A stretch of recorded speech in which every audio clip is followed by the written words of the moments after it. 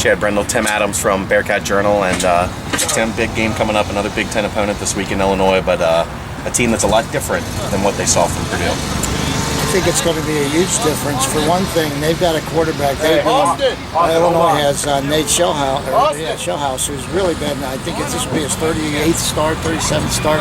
He's a guy that I've seen him make a difference in games. He's a guy that wants to throw first, but he can run too. He threw for over 400 yards last week in their win. I think he's a difference maker, so Cincinnati will have to get some pressure on him if they're going to win this game, I think. Defensively, Coach Tuberville just talked about using the nickel a little bit more. Unfortunately, that means you're taking out one of the really good linebackers, but said it's a little bit easier for them to play. Maybe.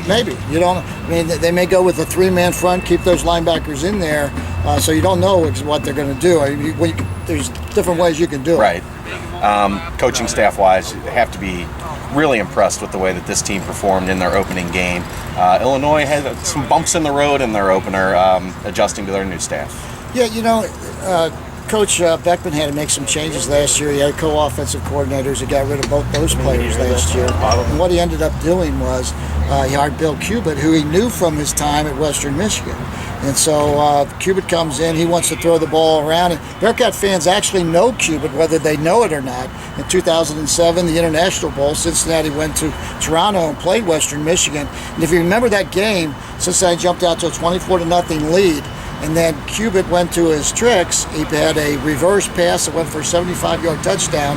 The score became 24-7. And then on the very next play, he ended up having a double pass. They didn't hit that one, but the whole momentum of the game changed. Western Michigan came back. Cincinnati never scored again except for one touchdown in the one field goal and won 27-24. So we know Cubitt is willing to kind of push the envelope a little bit. He's going to want to throw the ball probably more than run it, and they had trouble running the ball last week against Southern Illinois, a pretty average to maybe poor FCS team. Now, one big advantage I think Cincinnati has here too is Steve Clinkscale coached over at Illinois last year, so he knows Tim Banks. He knows what he likes to do, his tendencies. I think that's going to give them a little bit of an edge. Banks, of course, was here, but he was never here when this staff was here. So I think Clinkscale being on the staff at Cincinnati actually gives UC an edge there. Going out, it's going to be another hot day. I know you're going to be there. You weren't affected by the heat like most people because you're conditioned for this stuff, being out here every day on the turf. But depth, again, you have to think is going to be a big issue for Cincinnati, or a big factor for Cincinnati, because they've shown they've got 55 guys that can really come out and help the team. And I think it showed last week with the second half was domination. And it's really, really rare to throw in so many offensive linemen. Cincinnati used 9 offensive linemen as well as what it was, maybe 10 or 12 defensive linemen. You've been around football a long time. You keep going back. That's a difficult one for you to get your head around, isn't it? Yeah, it's not difficult for me, but it's difficult for every offensive line coach I ever know, except one that's ever even been willing to do it. And to me, it makes a lot of sense if you've got the depth like they do, like Cincinnati does, and there's not a lot of difference between 1 through 9. It makes a lot of sense to do it, but nobody ever wants to do it. I mean, it's kind of a brainwash thing that we got to have to keep this unit together. So I think it really is going to give them an advantage on Saturday. And defensively, I think when you look at what Illinois did last week, they struggled down the stretch. They dominated that game in the first half, and then Southern Illinois came back and really outplayed them. In fact, Southern Illinois had a chance for it. They were throwing into the end zone from the red zone at the last play of the game. If they make that play and go for 2, maybe they go into overtime. So what's your overall prognostication? I don't want to put you in the big spot. That's his thing. But overall prognostication, how do you think this thing comes out for Cincinnati in the end? Well, last week I felt that Cincinnati would dominate that game. I told Coach Tuberville I thought Cincinnati would win by 3 touchdowns. When you get after 3 touchdowns, it's kind of like a grab bag anyway. Right. And to be honest with you, I've been kind of a big proponent of this team from the get-go. I predicted 11-1. I talked about the depth. I talked about their up front strength, their experience at quarterback, which we haven't gotten to yet. But I think it's going to be another 3-touchdown or more win for Cincinnati on Saturday. I like that tease you led into it. We're not going to forget about it. I know everybody loves quarterback talk. Munchie Legault, Brendan Kay.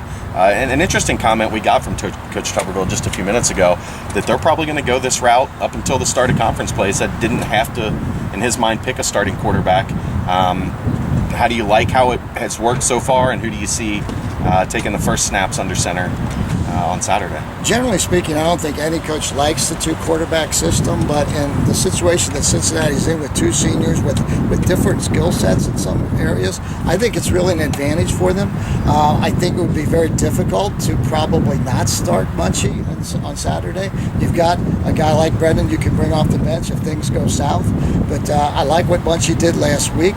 I know people seem to get hung up on the errors that he makes, but boy, they forget about all the good things. I mean, the kid went from a 52% passer last year to a 65% passer in that game with a couple of drops. Now, yes, there were some good catches, and he did throw the one interception. It was a total blunder by him, and it takes everybody back to last year in that horrible stretch where we had Toledo, Louisville, and then he got yanked at the Syracuse games. But he really, by that time, his confidence was shot. But you got Brendel there, and Brendel does a great job of protecting the football. He had only 2 interceptions last year. He had no fumbles last year. So I think we'll see both of them again, but I just think it would be hard not to probably run Munchie out there first. And he's looked good. I mean, on the practice field, in games, we've got one now in the books with Purdue. Munchie's looked like a different guy, and his confidence is back, and the promise that he showed early, the flashes he showed early last year when he won the job, have kind of returned to him. He even got a little cocky out here yesterday. There was a skelly drill out there, and he was moving the team, and at one point he hit a pass, and he was yelling to the defense to get off the field. Now, Greg Blair's on that defense, and so on the very next series, the defense made a stop, and Blair made it a point to let Munchie know that maybe mouthing off isn't the best idea when Blair's on the field. So he's definitely got his confidence, maybe a little bit of swagger, but I think you always have to rein that in. We saw that with Johnny Manziel the other day. Just go out there and let your play do your talking. But, of course, it was just a practice. But it's going to be interesting to see what they do, but both of them are going to play, and I think they'll both play well again. Can you autograph my Bearcat Journal hat? Sure, absolutely. He's Tim Adams. I'm Chad Brendel. Thanks for tuning in. BearcatJournal.com.